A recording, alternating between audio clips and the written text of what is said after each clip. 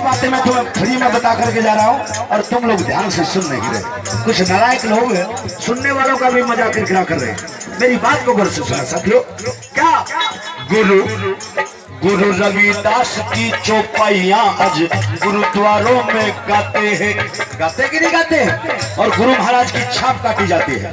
और गुरु महाराज का चित्तौड़ के किले के अंदर साथियों कत्ल हुआ था। कत्ल गुरु महाराज ने एक चौपाई कही थी कि ऐसा चाहूं राज में जहां मिले सबन को अन्न, बड़ छोट सम बसे रविदास रहे प्रसन्न। यही बात कही थी, लेकिन उसका कत्ल कर दिया और आंतड़ियां निकाल के बाहर रख दी और कहा कि तुम्हारे गुरु बड़े पहुंचे हुए थे, हमारे पास तो धागे के जनेऊ हैं और तुम्हारे गुरु के तो अंदर ही जनेऊ निकले और गुरु महाराज को मार दिया गया। इस तरह से छल करते बाबा साहब अम्बेडकर को जहर पिला के मार दिया गया। साथियों, ये समय समय पर छल करने का, मुझे पैरालाइज करने का काम किया, लेकिन तुम्हारी दुआओं से दोबारा जिंदा है। साथियों, घबराना नहीं, क्योंकि अब वो समय आ चुका है।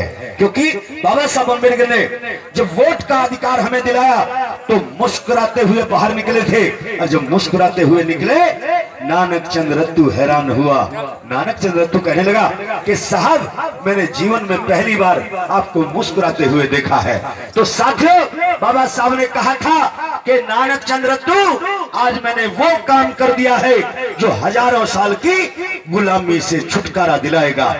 नानक चंद रत्तू कहने लगे, कौन सा?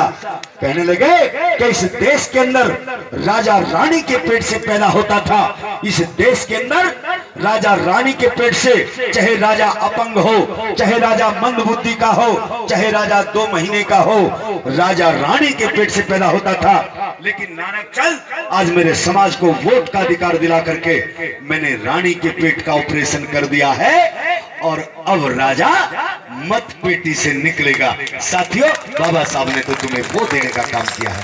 और साथियों, तुम्हें एक नहीं, अरे हमें तो 2 वोट का अधिकार दिया था, 2 का। लेकिन ये चालाक मिस्टर गांधी, जिसका नोटों पे फोटो है, ये ज्यादा अच्छा व्यक्ति नहीं है। इसने बाबा साहब पे रोड अटकाने का काम किया।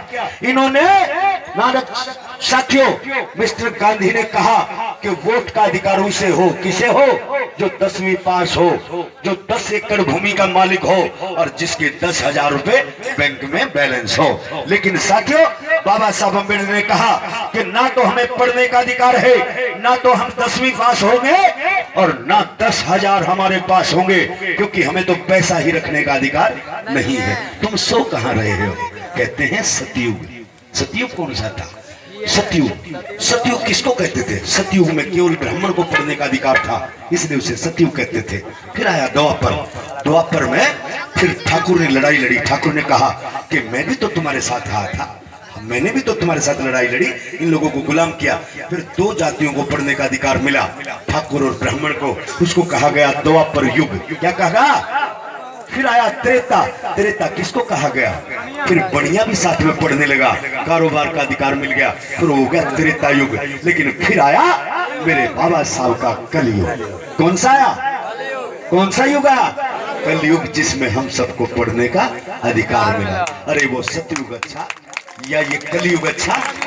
कौन सा अच्छा? ये कलयुग नहीं है, ये कला युग है, ये कला का युग है, और ये भीम युग है। क्या युग है? भीम युग। क्या है?